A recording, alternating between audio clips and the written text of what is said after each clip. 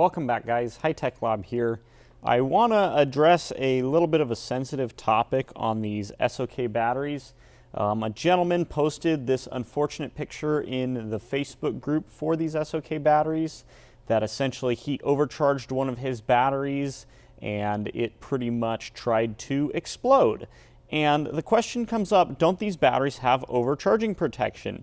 The answer is absolutely they do. But like anything, they have their limits. So in this video today, we're going to do some testing and I'm going to show you guys exactly what's going on and why this battery exploded essentially.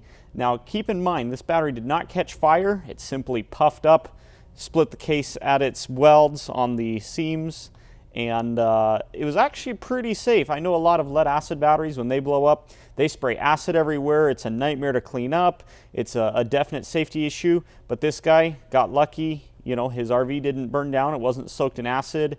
He can essentially replace his batteries and solar controller and be back up and running. Well, that's assuming that the high voltage he experienced didn't blow anything else in the RV up. But anyway, let's dive in. So let's first look at what is in the BMS. This is the BMS from an actual SOK battery. That particular battery got damaged in shipping, so I yanked these out as spare parts in case somebody has an issue. So essentially there's some screw terminals here that go to the negative of the battery cells and some screw terminals here that go to the actual negative connector on the top of the battery. And then down here there's a little tiny wire that connects to monitor all of the battery cells. It's pretty simple. So this on top is a heat sink because these do make a little bit of heat. I've already removed the screws and bam, heat sink's gone. There's some thermal pads which I'll yank off real quick. And here we are at the guts, okay? So essentially how this works, these are MOSFETs right here. There are two banks of 6. Now one bank controls charging, the other bank controls discharging. So essentially they're like a diode with a bypass function. Normally when power is flowing through these and both of them are on, the power comes in, goes through the first one in the diode type direction, and then through this one in the bypass type direction, and then out. When power goes the other way, it comes through, goes through the diode feature of this diode, and then through the bypass of this one, and then through. That's how you have both directions. Now let's say you turn off the bypass of one set. That's how you're able to select charging and discharging separately, okay? So let's say you turn off the discharge side, now you're still allowed charging. Let's say you turn off the charge side, you're still allowed discharging. It's pretty slick of a setup. If you use a relay, you lose that functionality, so that's why it's set up like that. So this is one of the 12 chips, and if we pull up the spec sheet, you'll notice that there is a voltage that these are rated for. There is a limit. And I'm, at the time of recording this, not sure, I'm not looking at the spec sheet, but I do believe it's around 80 to 85 volts. So that being said, if we exceed the 85 volts, this chip is going to fail. There is absolutely a limit. And that's a reasonable limit for a 12-volt battery because you could still connect 4 batteries in series for 48 volts, and this chip would work perfectly fine. But if we exceed that, then this chip is going to fail, and that bypass type function that's driven based on when this has a gate signal is not going to be able to regulate the current anymore. There's just a limit on what it can do. So that being said, let's check this out in a real world example. We're going to hook one of these up and show that the overvoltage protection does work, but we're going to look at what the limits are. So here's the testing setup. I have the SOK battery connected with an Anderson connector to my bus bars that go to my power supplies and whatnot, and I have some little wires here to measure the voltage on the terminals. Over here is my HP equipment rack. I'm going to be using this power supply right here. It's a 60 volt 50 amp power supply. Now I've already fully charged this battery and we're going to test the overcharge protection. This sure is fun to frame, but as you can see right here we have 13.45 volts on the battery. I'm going to turn on this power supply, and the voltage currently set all the way down. Now I have a diode in here, so essentially I don't want the power supply to be damaged by reverse current flow from the battery. But anyway, this voltage is not at the terminals, that is this voltage here. So I'm going to go ahead and turn this up a bit, and the current is maxed out right now. If I display settings, you can see it's set at 52.2 amps. So I'm going to turn up to about 15. You can see right here, we're at about 15 volts. As you can see, the voltage at the terminals went up with it, and there's no current flowing. So look, if I go up to like 16 volts, there's no current flowing. The battery's in over voltage protection, so we're safe. But there is a limit to this. I can't go too much higher in voltage because it's just going to be obscenely high for these. They're really not meant to be used as a charge controller. The battery management system is meant to be used as a safety device. So look, as you can see, 16.5 volts, that's really high. Most 12-volt equipment at this point would already be damaged. And if I go even higher, look, we're at 24 volts on a 12-volt battery. There's no current flow. The battery is not accepting a charge. It's not getting damaged. Let's go up to 30 volts. As you can see, 30 volts, not a problem. We're still safe. There's no current flowing. This is where we get really dangerous here.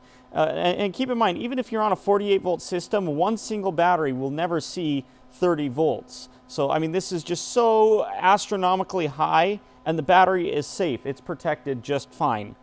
But if I keep going, it starts getting into the point where the chips inside are way outside their range, and damage can happen. And we want to be really looking here at the current flow, because if current starts flowing, that means the battery has failed and will start accepting a charge. So if I go higher, nice and slow, we're getting right up to 40 volts, still fine, 41 volts, still fine, 42 volts, still fine, 43, 44, 45, 46 volts, 47. We're trying to charge a 12-volt battery with 48.4 volts right now. That is an obscene amount of juice. Absolutely obscene. If we keep going up, there's 50 volts. And look, I just heard something pop in there. Current's flowing, we're charging, but it pulled the voltage down. So right now I actually need to turn this down quick because otherwise I'm going to start swelling cells. But as you can see, we killed the BMS just now. It just failed. We pushed the limits. You are absolutely never supposed to put this high of a voltage on a 12-volt battery.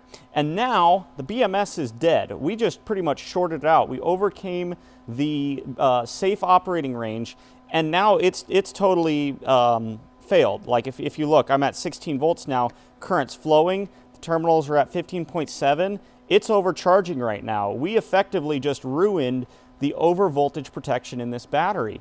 And it's absolutely unsafe now to keep using this battery. If we did try overcharging, these cells would swell up and we'd be in the exact case of the previous person that had an issue, the reason we're making this video. So don't rely on the battery management system as a charge controller. Don't feed these batteries voltages in excess of what they're rated for, or you're going to have problems. The easiest way to put it, it's like a rock climber, right? They use ropes as a safety mechanism. They would not want to, fall without anything to hold them. But if they use dental floss as a rope and then they fall, well, they're going to get hurt. It's just not meant for, dental floss is not meant to keep a rock climber from hitting the ground. A properly rated rope is, and that's why you should use a proper charge controller, a high quality one like a Victron, quite frankly, because we've tested them and we've never had an issue with high voltage coming out of a Victron device, and that's going to prevent problems. Just remember, the cheapest solution is not always the best solution. And now we've got a battery with a failed BMS. We're lucky this didn't get any worse and that we're testing this in a lab. So now I've set things up a little bit different. I have the BMS out of that battery that we just fried on the bench, power supply connected straight across it, and I'm not connecting cell voltage. As we know, based on the fact that we just cooked this BMS, it should be shorted across. And I'm going to read out the current rating on the power supply, but since there's no batteries connected here, this should not allow power through. So I'm going to go up a little bit. So right now I've got 50 amps coming through. There's about 2 volts drop across this, which means there's about 100 watts of heat being generated by this. Now, I am standing back a little bit because I know this is about to go bang.